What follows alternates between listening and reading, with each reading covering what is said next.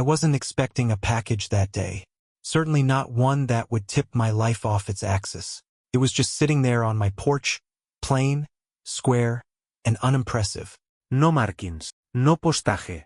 Just my name, Graham Whitaker, written in clean, almost formal handwriting across the top. At first, I figured Celeste had ordered something again. She was always getting quirky little packages. Herbal teas from obscure towns, yoga blocks she never used, ceramic bowls, for the vibe. I didn't think twice. Picked it up. It was too light, like unsettlingly light, and dead silent. I brought it inside and set it on the kitchen counter. The late afternoon sun was cutting across the floor, and for some reason, I just stood there staring at the box. Something about it felt off, not dangerous, not urgent, just strange, like something that didn't belong in this version of my life. Eventually, curiosity beat out caution. I sliced the tape, folded back the flaps. Just one thing inside, a flash drive. No instructions, no brand, no surprise. Note from some marketing agency. Just a cold little sliver of metal, tucked neatly into bubble wrap. I held it in my palm. It was warm already, probably from the sun, but it felt heavier than it should have. Not in weight, in meaning. My gut told me to trash it. I plugged it into my laptop. The screen flickered. One file, labeled, Open at 3. I stared at it for a while, then double-clicked. The screen went black. Then a grainy video began to play. Security footage, probably. Conference room. Harsh fluorescent lighting.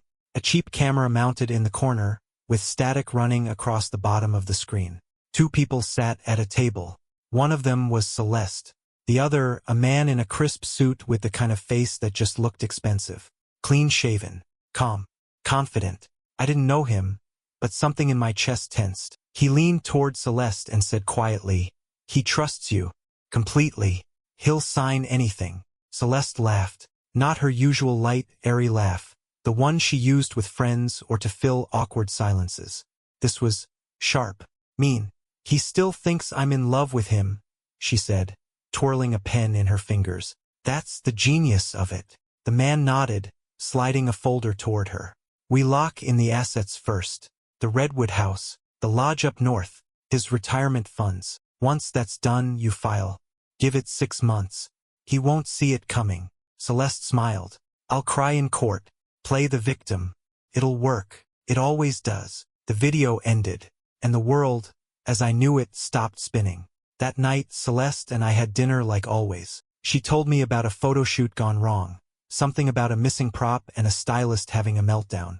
I smiled in the right places, poured her wine, asked her if she wanted dessert. I looked at her face, her gestures, her tiny tells, stuff I'd seen 1,000 times before. But now they meant something else. It was like I'd learned a new language overnight, one built from lies. When she went to bed, I stayed up. I sat in my office, turned on the desk lamp, and pulled out a blank notebook. The kind I bought in bulk but rarely used. On the first page, I wrote 3 words in bold capital letters. Operation Clean Break. No drama. No confrontation. Not yet. I wasn't going to shout. I wasn't going to plead. I was going to take back control. Silently and thoroughly. I didn't sleep that night. Celeste lay curled under the duvet, breathing slow and even, like someone without a care in the world. I watched her from the armchair in the corner, a notebook in my lap, a pen moving slowly, methodically. Step 1 was done. Identify the threat. Now came step 2. Secure the perimeter. Before sunrise, I had already disabled all cloud syncing on our home network. My laptop, her laptop, our shared devices, anything connected to data storage I unplugged. I wasn't about to let digital carelessness be my downfall. At breakfast, she floated through the kitchen in her robe, yawning dramatically. "Did you sleep?" she asked, pouring herself coffee without looking at me. "Eventually," I replied. "Weird dreams." She smiled. "Too much wine." I nodded and we moved on. She sat across from me, scrolling through her phone, complaining about a supplier who missed a deadline. It was surreal watching someone so casual, so normal, while knowing what they were capable of. While knowing that this morning, her biggest concern was smoothie ingredients, and not the fact that I knew she was preparing to gut me financially. Once she left for work, I went to the spare room, the one we called the studio, though neither of us had made much art in years. It had the old filing cabinet, my real target. Celeste had stopped paying attention to household paperwork long ago. She'd always found it tedious. "You're so much better at this kind of thing," she used to say with a shrug. That disinterest, once a source of resentment, had become my greatest advantage. I found what I needed in under 10 minutes, copies of our joint assets, tax records, investment portfolios. Most importantly, proof that every major piece of our shared life was still under my name. Her plan was built on the assumption that I'd blindly sign it all away. She'd underestimated me. Step 3, begin the audit. I started with our joint account. It was still active, still deceptively full. I made no sudden moves, no withdrawals. But I opened a new account that afternoon under a different bank. Quiet, separate, discreet. Then came the passwords. Every login I controlled, email, bank, utilities, my investment apps, I changed. Double verification, burner email backups, new encryption keys. Her access points began to quietly vanish, one by one. Step 4, find an ally. I hadn't spoken to Jasper Langdon in years. We were friends in college, both sharp, ambitious, and a little reckless. He went to law school. I went into architecture. Life happened. The connection faded. But I knew 2 things about Jasper. He was brilliant and he hated fraud. He picked up on the third ring. Graham Whitaker? Man, it's been, what, a decade. Close. Listen, can I buy you lunch this Friday? He paused. You sound serious. I am. He didn't ask questions. Just said, same place as always? Yep. Ridgeway Diner. See you there. I hung up and exhaled for what felt like the first time in hours. Step 5, watch. And wait. That evening I cooked dinner. Celeste walked in wearing a new wrap dress, charcoal gray, silky, probably expensive. Big meeting tomorrow, she said. Needed something that says, refined but powerful. I nodded. You always look powerful. She smiled. That practiced smile I used to mistake for warmth. Flatterer. We ate. We laughed. At least I did a passable imitation of it. She told me about the venue she was scouting for a client. I asked thoughtful questions. I even offered to help review a contract she was dreading. She seemed surprised by that. Really? Sure. I'm trying to be more present. She touched my arm gently. I like that. Of course she did, because she thought the playbook was working. But I wasn't the fool she was preparing to destroy. I was the architect of her undoing. The Ridgeway Diner hadn't changed in 20 years. Same red vinyl booths. Same buzzing light above the counter. Same waitress with the silver hair and pen tucked behind her ear. That kind of place where people came for coffee, stayed for gossip, and forgot you were there if you sat quiet long enough. Jasper Langdon was already waiting when I walked in. He looked the same but sharper, older in the good way. Navy blazer, wire-rimmed glasses, hair graying at the temples like someone who'd earned every line on his face. He stood when he saw me. Graham, he said, shaking my hand with that lawyer grip, firm, steady, but with caution under the surface. You look good. I slid into the booth across from him. I've looked better. We didn't talk small for long. I pulled the flash drive from my pocket and placed it on the table like it was a weapon. In some ways, it was. He gave me a look, half curiosity, half warning. This the part where you tell me you're wearing a wire? No, I said. This is the part where I tell you I'm being set up. He plugged it into his tablet. No questions, no comments, just watched. And as he watched, his face tightened, his jaw locked. When the video ended, he sat back and blew out a breath. Well, that's not subtle. Didn't think you'd need subtle, I said. He tapped the edge of the table. You want to go nuclear? No, I said. I want to go precise. Jasper nodded slowly. You're not angry. Not anymore. That's worse. We spent the next hour outlining a plan. Legal, clean, quiet. Step 1. Preemptive financial protections. Reclassify my investments. Place temporary locks on asset transfers. Build paper trails. Get affidavits lined up for everything I could possibly need. Step 2. Insurance. Backup documentation. Duplicate copies stored in fireproof containers, one in my office, one in Jasper's. Step 3. Leverage. We'd use the flash drive sparingly, only when it mattered. No threats. No noise. Just execution. By the time the waitress came to refill our coffee, Jasper was sketching out a blind trust structure on a napkin. You'll want to start shifting your personal assets discreetly, he said. One move at a time. Think chess, not checkers. I nodded. Understood. He looked at me. Really looked. You sure you want to go through with this? I paused, then said, she wants war. I just want to win quietly. That night, back in Redwood Hollow, Celeste was curled up on the couch, scrolling her phone and drinking wine like nothing in the world was out of place. She looked up when I came in. Hey, stranger. Good meeting. Very productive. She smiled. You've been so focused lately. I like it. I returned the smile. I'm feeling clearer. More grounded. She raised her glass. To grounded. I toasted back. To peace of mind. She didn't catch the double meaning. Later that evening, as she showered, I slipped into her office. Her laptop was exactly where she'd left it, same password, same faux security. Inside a folder named Vision Board 2025, I found what I was looking for. Updated drafts of legal documents, revisions to a prenup, notes about assets, dated meetings, payment records to someone listed as DM Consulting. I copied everything. Every lie, every move, every breadcrumb she thought was hidden. When I heard the water shut off, I was already back in the kitchen making tea. She came downstairs in a robe, towel around her shoulders. You're sweet, she said, noticing the mug. Figured you'd want something warm. She smiled, almost bashful. Thanks, babe. We sat together on the couch in silence, sipping tea while the fire crackled. From the outside, we looked like any other couple winding down. But inside, I was already somewhere else, already miles ahead. The following week was a masterclass in restraint. I smiled more. I made breakfast on weekdays. I left little notes on the mirror, the kind of thing Celeste always claimed she wished I did more often. She called me adorable, kissed my cheek and floated off to client meetings that were probably anything but. I didn't question it. I just observed. Her tells were small, but they were there now, micro delays when I asked a casual question. Nervous tapping on her wine glass stem. Sudden changes in tone when I mentioned our future. She was trying to keep the performance tight, but the cracks were beginning to show. And the more she thought she was winning, the easier it became to read her. I kept the momentum. Each night after she fell asleep, I logged updates in my notebook.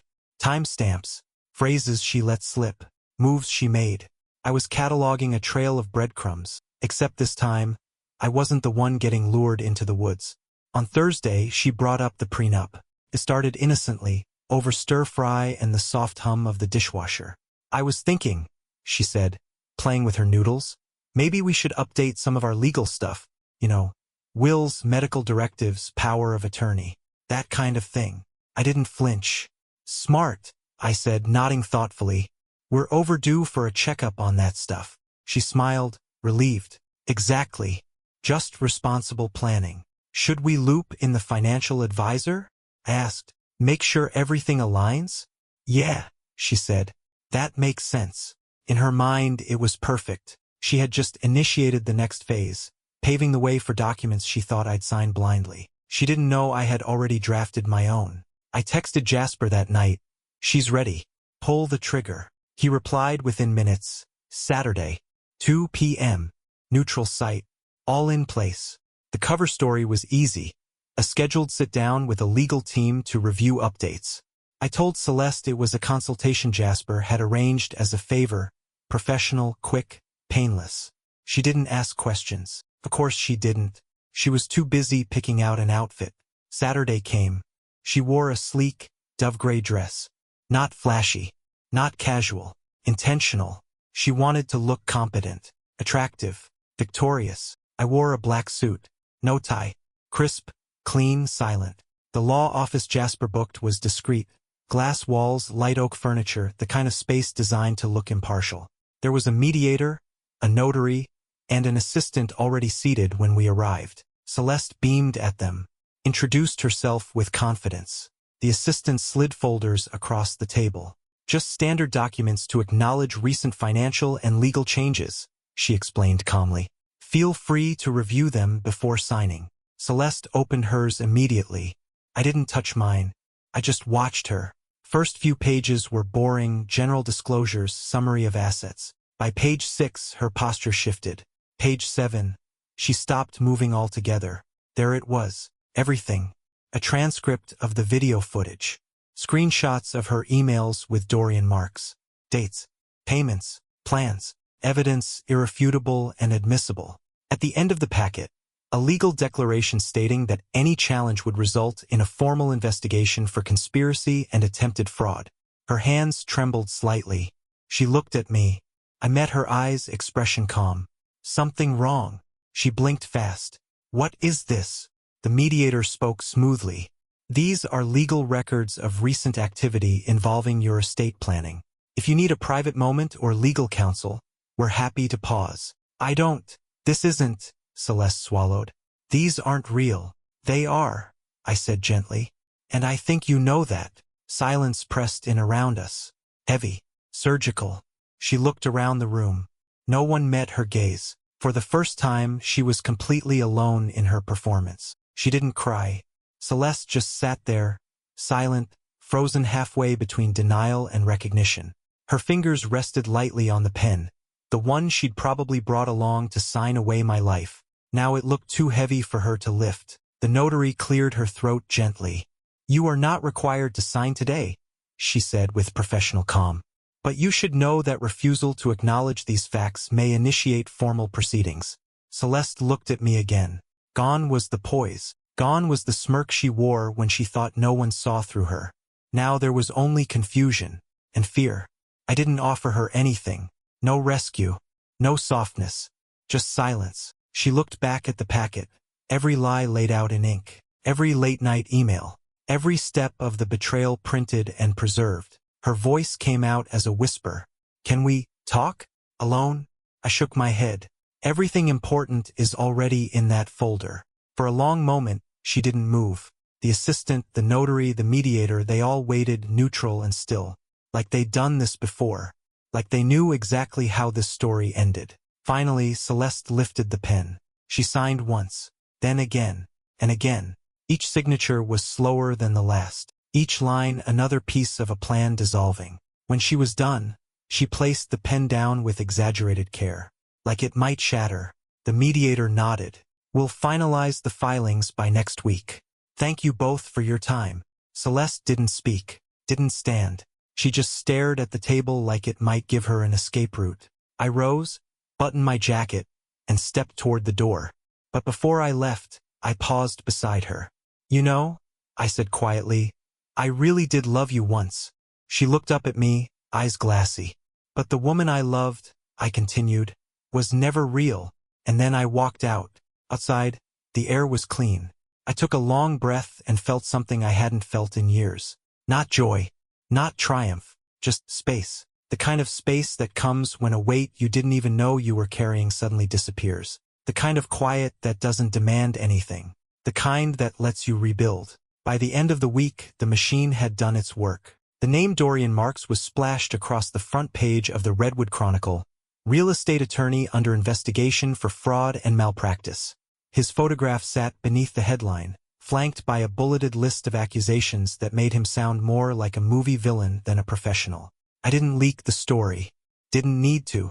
The legal system did what it was supposed to, for once. By Monday, his firm scrubbed his profile from their website. By Wednesday, he was suspended pending investigation. And by Friday, he was radioactive. As for Celeste, she said nothing.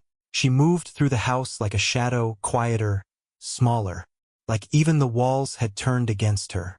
A mutual acquaintance told me she tried to hire another lawyer. One she hadn't plotted with. Didn't work. The agreements she'd signed were airtight. Witnessed. Certified. Filed. There would be no loopholes. No appeals. No second chances. She was done.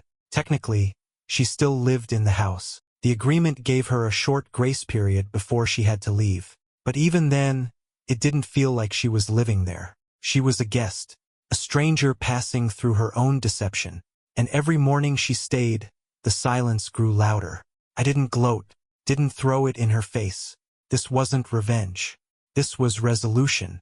The silence was different now. Not the kind that hides secrets or tightens your chest when someone walks in the room.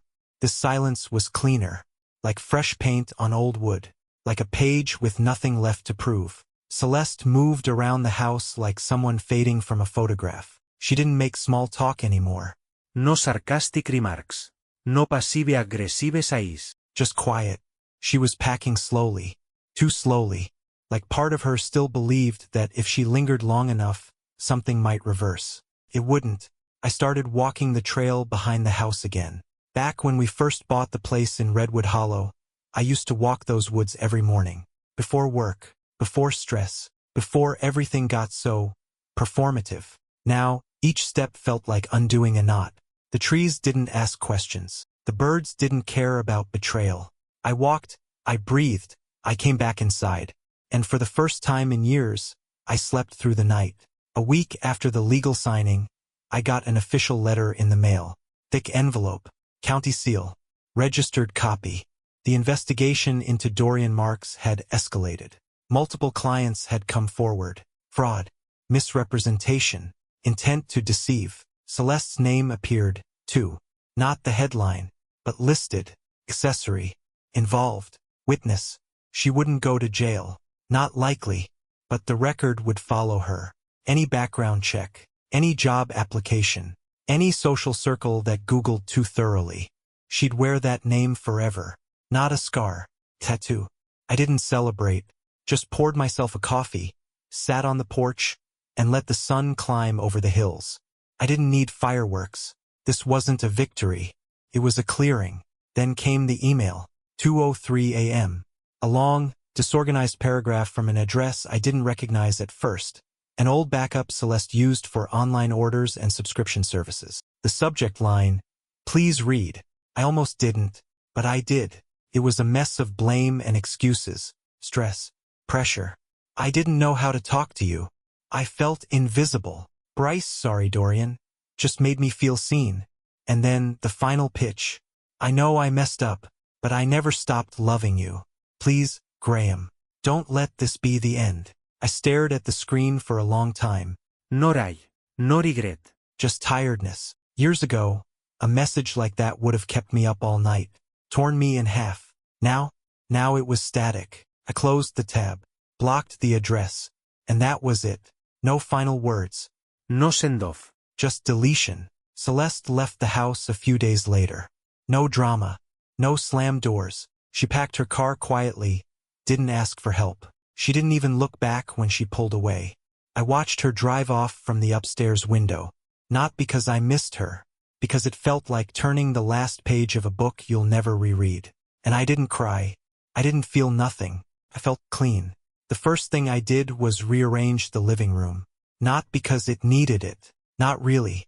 But because it had held the shape of her for too long.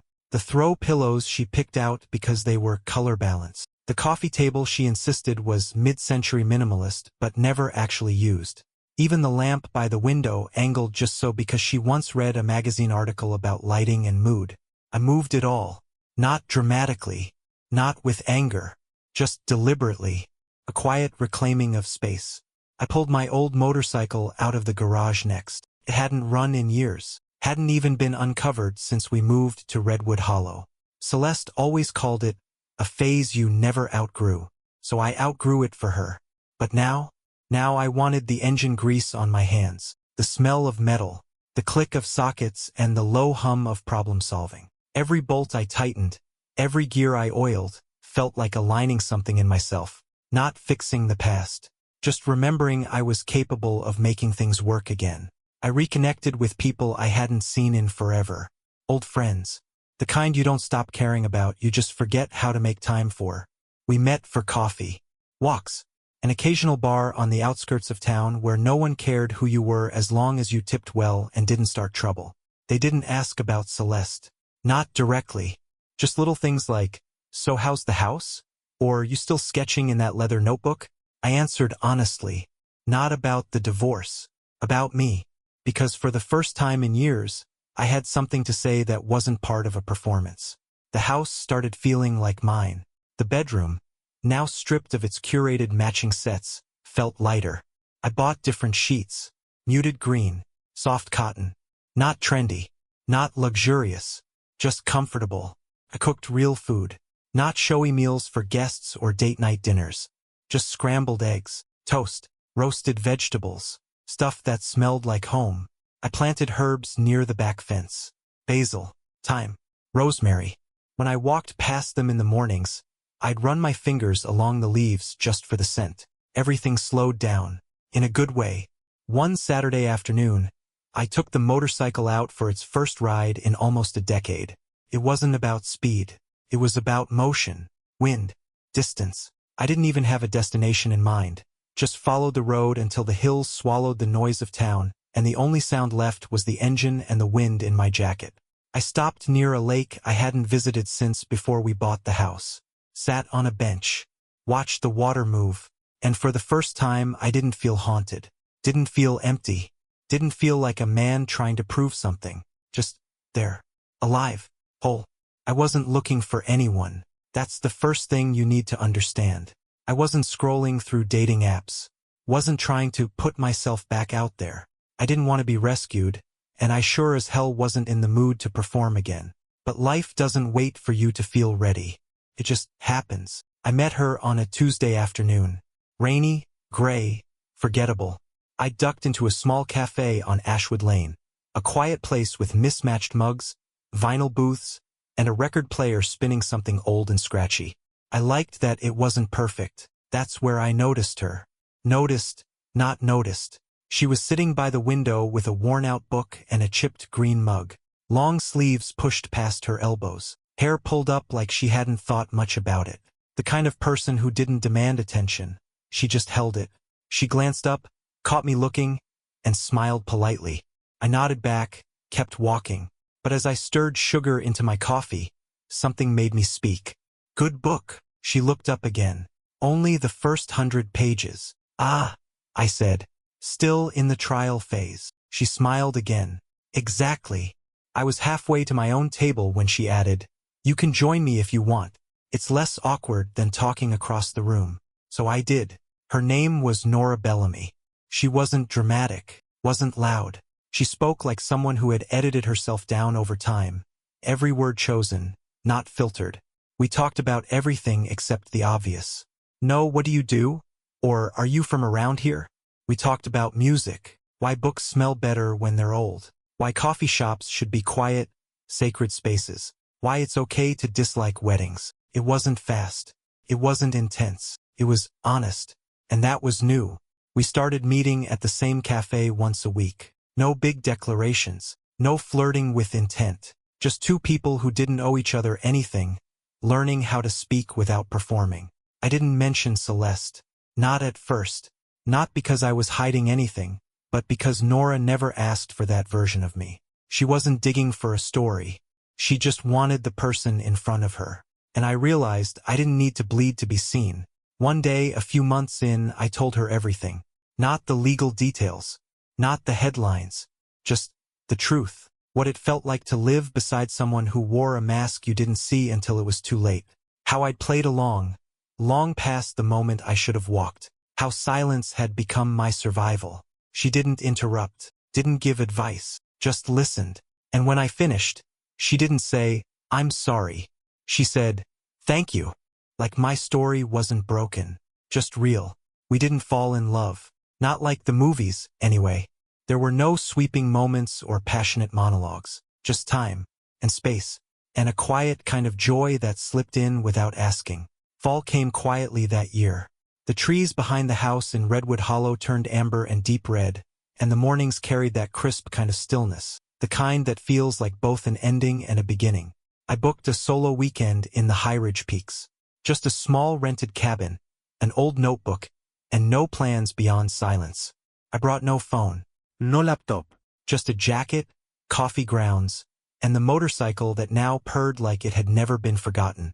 The last night, I stood outside under a sky full of stars. No city lights, no traffic, just breath and cold and space.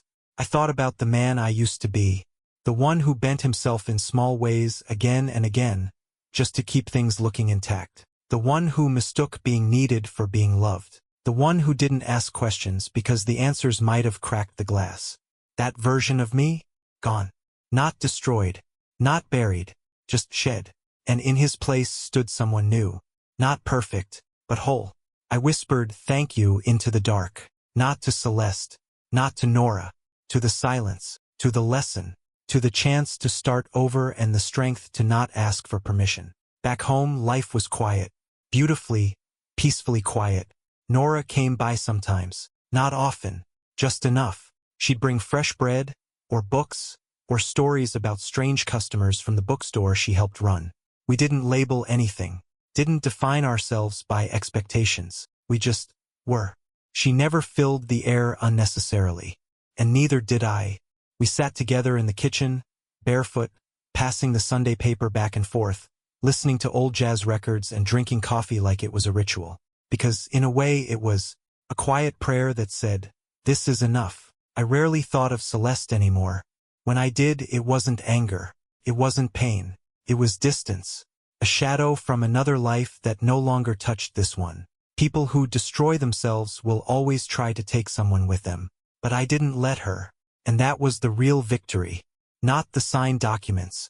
Not the headlines. Not the silence I handed her when she wanted chaos. It was choosing peace. Over revenge. Over noise. Over proving a point. One morning, I opened the kitchen window and let the cold air rush in. The light hit the pinewood floors just right. The basil on the windowsill leaned toward the sun. And for a moment I stood still, not waiting for something to end, not anticipating what came next, just living, fully, completely, without apology, without pretending. And that, I think, is what real freedom sounds like. Not like a door slamming shut, not like a shout, but like breath, steady, uncomplicated, whole.